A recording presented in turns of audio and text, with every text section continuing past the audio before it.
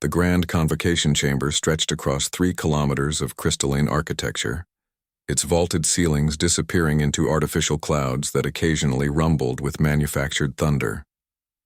Representatives from 47 species sat in their designated sections, arranged by galactic influence rather than alphabetical order. The humans occupied the lowest tier, their small delegation of 5 sitting in chairs that hadn't been adjusted for their physiology. Ambassador Chenwei maintained her composure as the Vrex Prime Minister's third head unleashed another cascade of clicks that the translation matrix rendered as laughter.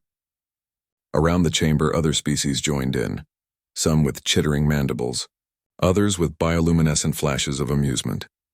"Let me understand this correctly," the Vrex said, all 3 heads focusing on the human delegation. "Your species wishes to maintain sovereignty over your own trade routes, despite lacking the gravitational drive technology to efficiently patrol them." Chen's jaw tightened almost imperceptibly. Beside her, Commander Torres shifted in his seat. But she touched his wrist, a gentle warning to remain still.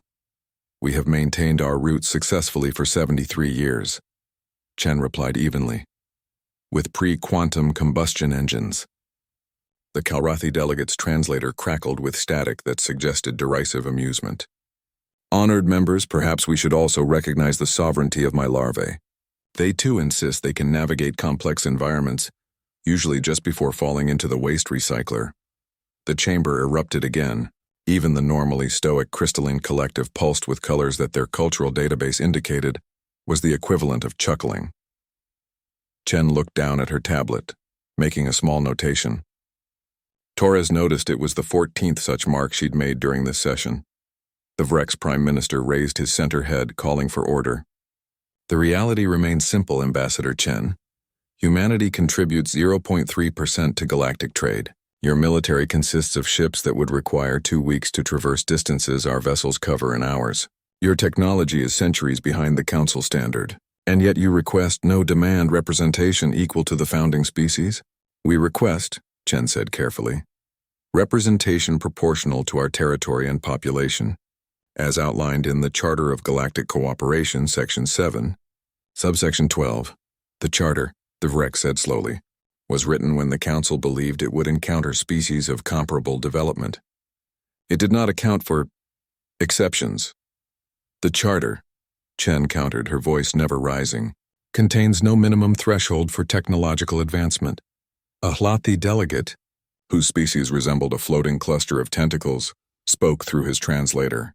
Perhaps because the founders could not imagine a species achieving interstellar travel while remaining so primitive. "Tell me, Ambassador, do humans still engage in physical violence to resolve disputes?" Chen's expression didn't change. "Some do." The chamber filled with what could only be described as scandalized gasps and whistles, you see.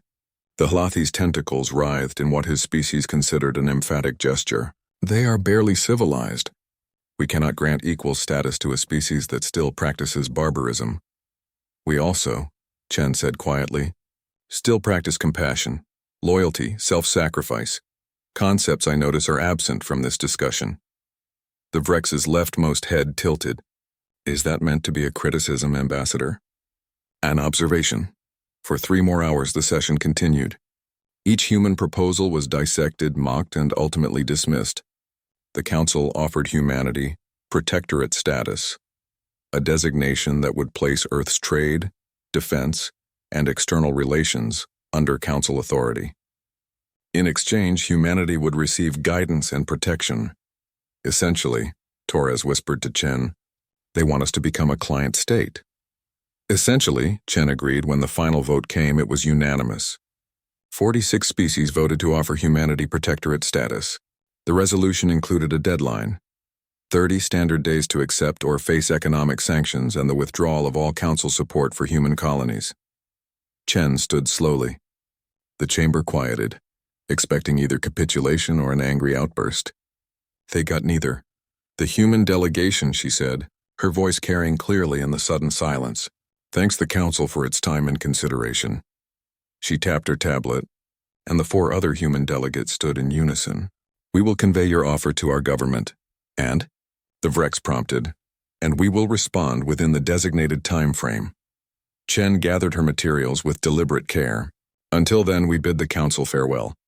You're not going to argue? The Kalrathi delegate sounded almost disappointed. Present counter-proposals? Threatened consequences? Chen looked up at him, and for the first time, something flickered behind her diplomatic mask.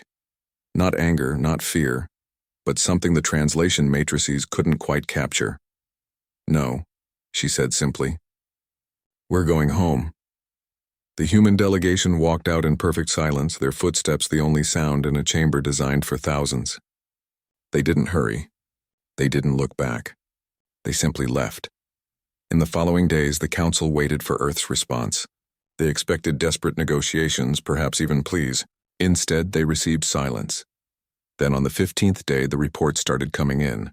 Every human trade convoy had returned to Sol system. Every human diplomatic mission had closed. Every human research collaboration had been terminated with polite notices and full data transfers of humanity's contributions. The humans hadn't argued, hadn't threatened, hadn't even complained. They had simply withdrawn. On the 20th day, the council discovered that 17 species had quietly reached out to Earth, offering bilateral trade agreements outside council purview. Smaller species, newer members, those who had sat in those lower tiers and remembered what it felt like to be dismissed. On the 25th day, 3 human colony worlds, all in strategic locations, announced they were open to direct trade negotiations. The shipping routes that bypassed council checkpoints began seeing increased traffic. On the 30th day, Ambassador Chen sent a single message to the council. Humanity respectfully declines the council's offer.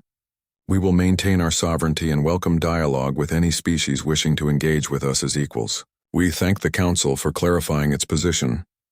In the Grand Convocation Chamber, the Vrex Prime Minister read the message with all 3 heads, then looked to his council. What have we done? The Hlathi delegate asked. The crystalline collective pulsed a deep, thoughtful blue. We assumed that because they could not fight us, they had no power. We forgot that power comes in many forms. They're fracturing the council, the Kalrathi said, his translator finally free of mockery. Those 17 species, the trade routes, they're building an alternative network. The Vrex's center head nodded slowly. We could have had humanity inside the council, contributing their unique perspectives bound by our rules and frameworks. Instead, we have them outside, free to build whatever alliances they choose to offer alternatives to our system. Should we respond? Someone asked.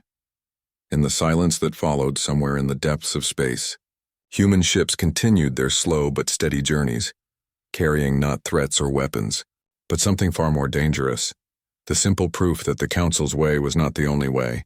And in that silence, the balance of galactic power began, almost imperceptibly, to shift. The Council had mocked Earth. Humanity hadn't argued. They had simply walked away, and sometimes the quietest response echoes the loudest.